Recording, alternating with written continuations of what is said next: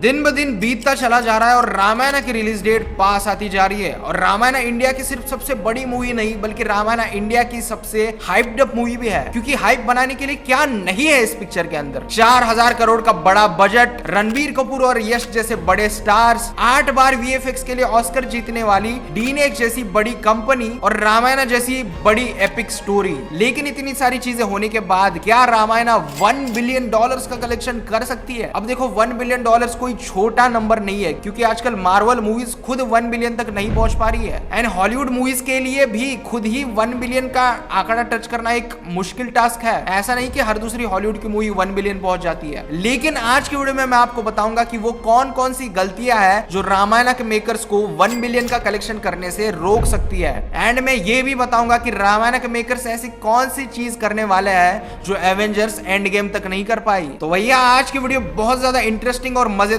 होने वाली है, तो चलिए शुरू करते हैं।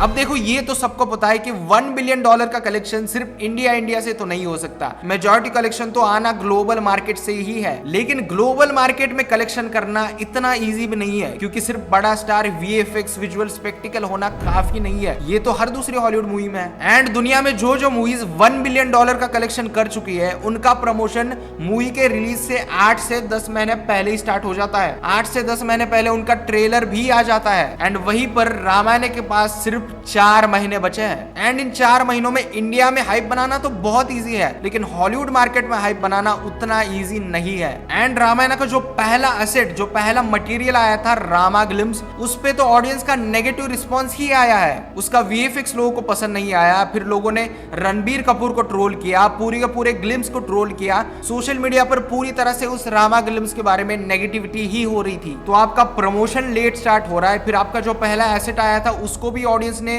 पॉजिटिव रिस्पांस नहीं दिया है। तो इतनी सारी प्रॉब्लम्स के बावजूद आपकी मूवी आखिरकार कैसे $1 बिलियन का कलेक्शन कर पाएगी?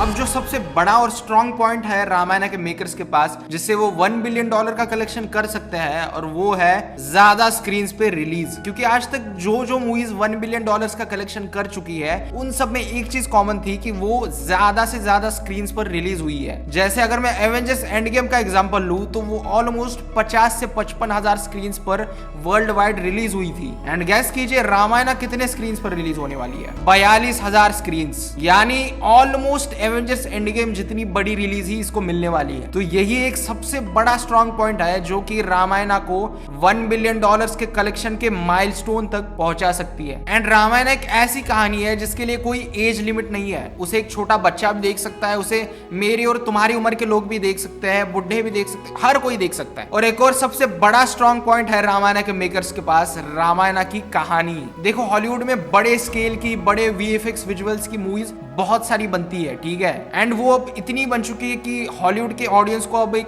बर्नआउट फील होने लग गया है। अब उनको भी एक अच्छी कहानी देखनी है मूवी में, सिर्फ वीएफएक्स विजुअल स्पेक्टिकल उनको नहीं देखना है। वैसी हर दूसरी पिक्चर बन जाती है हॉलीवुड में। तो जो रामायण की कहानी है वो कैसी हो आपको मुझे पता है, लेकिन ग्लोबल ऑडियंस को नहीं पता है। आई नो कि इंडिया से बाहर भी और भी कंट्रीज है जहां पर रामायण पता है लोगों को। बहुत सारी कंट्रीज के पास अपना अलग रामायण का वर्जन है। एंड रामायण एक ऐसी कहानी है जो न जाने कितने जनरेशन से चलती आ रही है। It's a timeless epic. तो अगर रामायण की कहानी ग्लोबल ऑडियंस के साथ क्लिक कर गई, तो हो सकता है रामायण के $1 बिलियन के कलेक्शन करने के चांसेस और ज्यादा बढ़ जाए। एंड रामायण का जो 4000 करोड़ का बजट है, वो सिर्फ एक पार्ट का नहीं है, बल्कि रामायण का पार्ट 1 और पार्ट 2 दोनों पार्ट्स का मिलाकर 4000 करोड़ का बजट है। तो जो बॉक्स ऑफिस कलेक्शन होगा वो भी एक बार नहीं होगा, वो भी 2 बार होगा, दोनों पार्ट से होगा। तो ये एक सबसे बड़ी एडवांटेज है रामायण के मेकर्स के पास। अगर रामायण मूवी सच में बहुत अच्छी निकलती है और रामायण का पार्ट 1 इंडिया में 2000 करोड़ का कलेक्शन करता है, तो इतना तो कंफर्म है कि रामायण का पार्ट 2 भी 2000 करोड़ का कलेक्शन करेगा। हो सकता है उससे ज्यादा भी करे, लेकिन अभी तक इंडियन सिनेमा में जितनी भी मूवीज रिलीज हुई है उसमें से हाईएस्ट कलेक्शन तो 2000 करोड़ का ही है। तो हम ऐसा पकड़ के चलते कि रामायण के दोनों पार्ट्स 2-2000 करोड़ का कलेक्शन अगर करे इंडिया से, एंड जो ग्लोबल रिलीज इसको मिल रही है 42,000 स्क्रीन पर ये रिलीज हो रही है, तो ग्लोबली अगर रामायण का पार्ट 1 3000 करोड़ का कलेक्शन भी करता है और पार्ट 2 भी 3000 करोड़ का कलेक्शन करता है, तो टोटल तो मिला के देख लो कितना होता है। $1 बिलियन।